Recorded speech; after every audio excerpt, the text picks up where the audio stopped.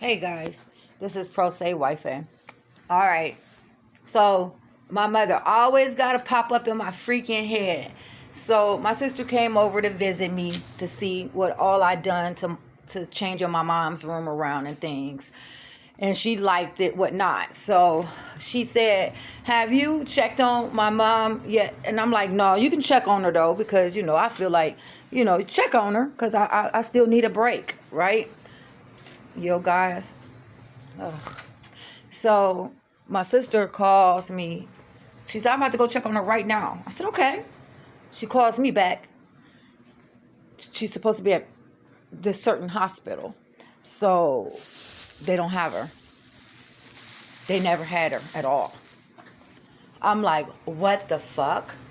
I call 911 again because that's how I got her there. And I said, "Hey guys, where y'all take my mother? I understand she the demon of hell, but that's my mama. I miss her. I hate this. I hate this. It make me feel bad for wanting a goddamn break. I just wanted a break." So they found out that she's at another hospital. They took her to a different hospital, which I feel that was wrong because I am her guardian and she doesn't.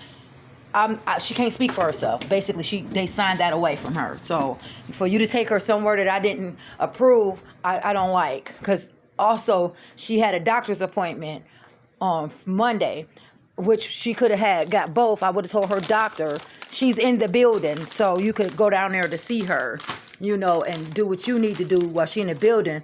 But I can't lie, that hospital, I'm just gonna say the name of it, Metro Health Hospital, sucks. My mother lost 5 pounds. Lost 15 pounds and got bed sores in 5 days, literally. So they suck. So I can see why she there. Anywho, now I'm pacing. You see what I'm doing now? I'm pacing around the house because I'm worried. But still, your girl need her break. So I calls my sister. I'm like, "Call University Hospital for me, I need you to call and check on mom because she's at another hospital there." And she said, "Okay." So now, and now let me tell you why we scared. I'm scared. And I'm not going to even go visit her because I'm so scared. My mother say the most horriblest things about us. Even though I know I can be proven innocent, it's just a waste of the time. And I don't want to go to jail.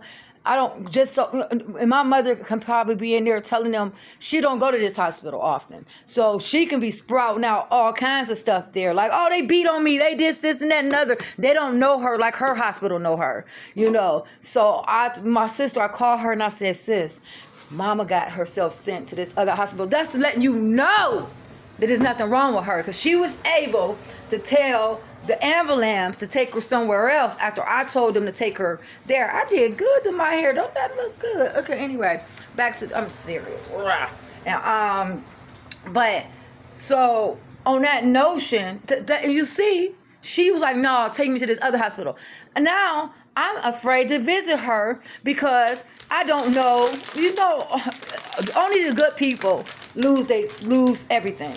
And what I mean is, you have bad parents that's obvious bad parents out here, and I'm using it in this term, and you can call the 696 kids on these motherfuckers all day long, and somehow, some way, they still got their kids. But let a good mama that just fell asleep, just had a one bad day, just a sneeze, or she did something once, they changed her motherfucking life, lose her kids and everything. They all up in her throat. So I know what can happen. I know what the fucking happen. I'm a good person in that sense. Like, I don't hurt my mother. I couldn't even imagine hurting her. But I can imagine her telling them, because they told me this, her aide tells me every time I come home or come here, "Your mother says you hear her all day. If I didn't know you, I would probably believe her because that's what you're supposed to. You're supposed to believe your patient." But she scares me, guys. I'm not lying. I'm freaking out right now because I am not going to get her. I mean, I'm not going up there because I think, because you know, they'll tell you, come and see her. And then next thing you know, my hands up against the walls. No, baby.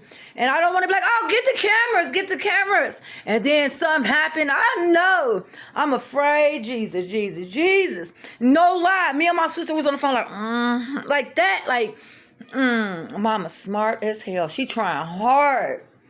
Oh, it was so bad that the doctor said that he told her one day, because she was like, because they went, one day I called up to the hospital. She went to the hospital like a regular. I called up there to check on my mom because I got power of attorney. Like, hey, I'm calling to check on my mom. They was like, oh, you can't talk to her. You know, they was talking to me like I was in trouble. I'm like, what? What did she say? Okay, they kept her for a good another day. Then they called me. I am so sorry. Your mom, blah, blah, blah. I didn't know. Now I know. You, blah, blah, boom. You know. But thank God that they came to fruition. Another time, a police officer came in here. And it's been about, since we've been together, so about maybe 12, 13 times the police came. And all of them because I'm trying to save her on something. She didn't try to give Abe $500. It's always something that she's trying to. I don't like being unsafe. You know what I'm saying? Every run in my room, I'm ready for your ass. And I know I shouldn't be saying that, but you ain't gonna catch me with my pants down. I can get you in all my rooms, so in all my houses. Okay, so you come in there, I even get in the tub with a knife. So I'm not playing with you. Okay, now protect mine, and that's just how I am. So and I know how to shoot. Okay, just don't play with me. I go to the range. So now, on that notion, I'm scared. My freedom. My mother is coming after me. I believe this, man. My sister, seriously. I wish that y'all can like hear us talk, and without it being faked or nothing. Like, you know, because when people know they on camera, they say things towards the camera. Like, I really wish you can see us in real life talking about this scenario, and not just us, all of us and siblings. Good prime example. When they diagnosed my mother, they called all of us. See, my brothers didn't know that she was in a hospital. Well, they did, but they didn't, in a sense. So they called them to ask them questions about how she think. And we all said the same exact thing in all separate houses. And when they finally got to me, they asked me questions. And when I answered a certain, they was like, that's what your brother said. That's what your sister said. Y'all all say the same thing. Because one thing about my mother is she consistent. She's the devil every day. When she being nice to you, just know that's the calm before the storm. And I'm not lying. I'm pacing right now because I'm afraid right now. Because I am afraid. My mother put herself in another hospital. And I don't know what she done told them. And I'm only afraid because I don't want to go to jail to bail myself out just to prove that nothing happened to me. I mean, nothing happened to her, you know. I don't know. I mean, it is not worth it, though. This is, you know, being a caregiver. I know people are like, oh, you're so blessed. And, man, I feel like I am cursed. Ever since I became a caregiver, I done lost 35 pounds. I went from 140 to 105. Are you kidding me? I'm not lying. I am skinty. I done lost so much weight dealing with my mom because I can't eat and I'm always busy. What to do?